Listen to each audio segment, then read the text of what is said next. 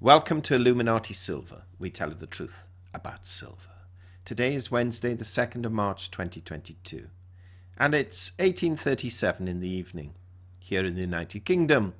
Now, interestingly, today we saw gold reach $1,950 and silver too heading towards that $26 mark. But unfortunately, they fell back. Why? Because of Federal Reserve Chairman Jerome Powell's comments to Congress. Yes, indeed. We produced a video on Sunday entitled Why This Week Could Secretly Be Important for Gold and Silver Prices. And this was the very thing we referred to. So let's take a look.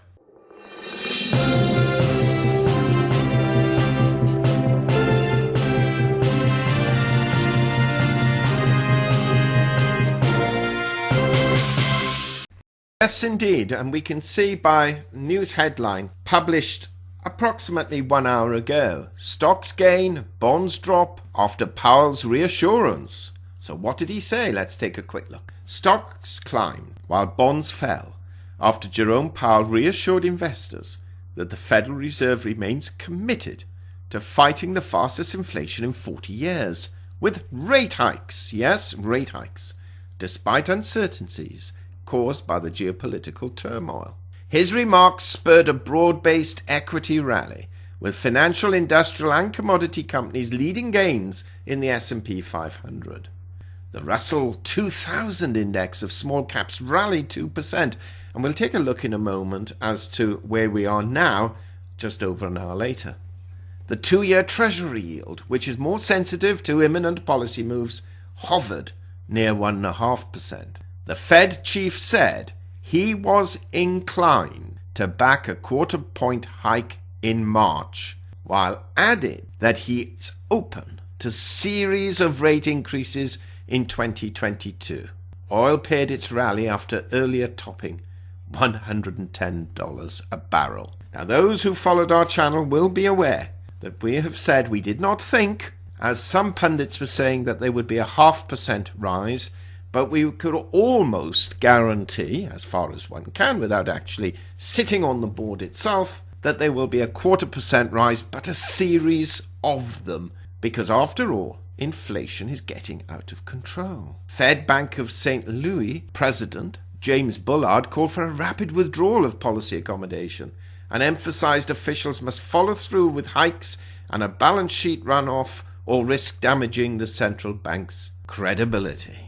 His Chicago counterpart, Charles Evans, said monetary policy is currently wrong-footed and needs to be upwardly adjusted towards neutrality. And former U.S. Treasury Secretary Lawrence Summers said the next U.S. recession will likely be caused by the Fed, which is way behind the curve and would ultimately need to tighten policy by more than what financial markets currently envisage. So what happened to stocks? Well, they rallied.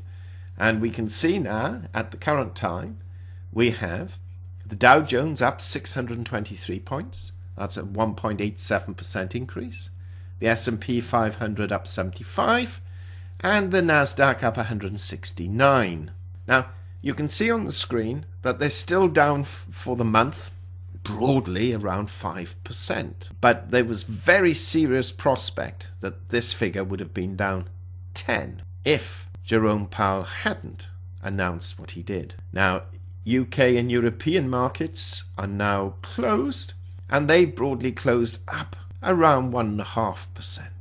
Remember when we said expect the dollar index back at 97? Well, here we go, 97.65. Don't rule out 98. The interesting thing, though, with the comments that Jerome Powell made, he's expecting a series of small hikes. So, the worst fears of a 0.5% increase will dissipate. Much now depends to what extent these rate increases have actually been priced in. Now, if we take a quick look at the gold price, and I'll refresh the page so it's fully up to date, we can see that gold is currently at $14.83, down for the day at 1917. Look how high it's actually reached. 1950, and it's been as low as 1915. And for the week so far, if we bear in mind that gold prices actually closed last Friday at $18.89. You can see that we are, almost $30 up compared to that time, even though it's fallen back today. Silver is down 20 cents at $25.09. Look where it headed for, $25.55.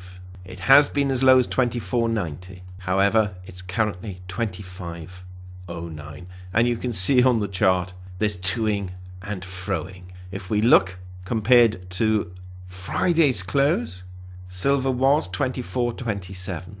So we are looking at around 82 cents higher. We can see that Brent crude, in fact, although the article said had fallen off 110, it's actually risen further since then.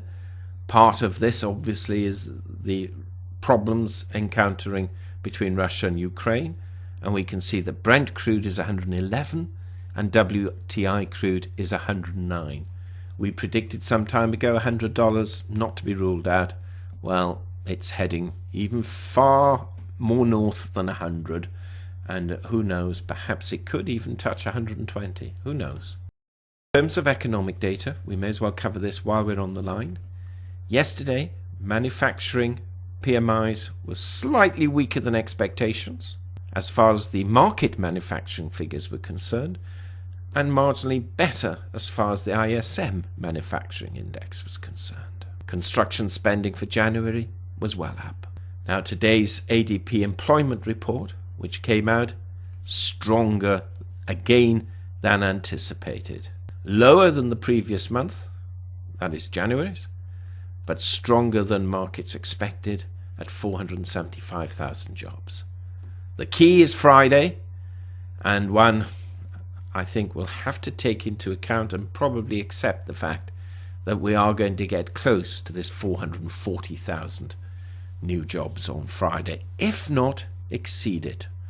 Although we don't think, bearing in mind this was quite a hike with the previous month also raised last time, so I'm quite surprised if it's considerably more.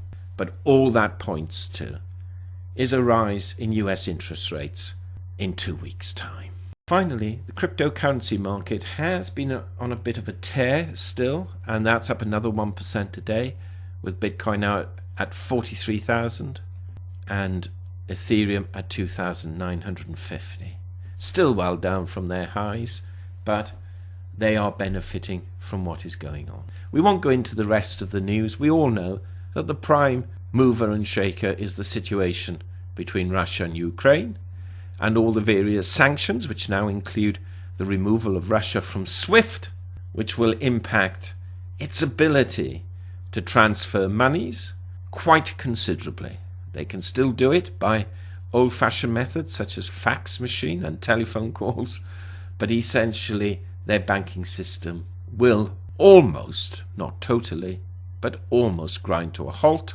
We've already heard that inflation there is rising exponentially as the ruble has more or less collapsed. That's it for now. Just wanted to give you this quick update. Thank you for listening. Please tune in tomorrow, and on Friday we'll be undertaking our interview with the CEO of the Pure Gold Company, and probably we need to have a look at as to when that can be actually released, and we suspect it'll be very early next week. Please give us a thumbs up, subscribe, press the bell sign. Until our next video. Illuminati silver owners come from a background of banking, international wealth management and economics. Having now retired from these worlds, we are not qualified to give investment advice. Therefore, this and other productions must not be deemed to be giving such advice and merely represent the personal views of its owners.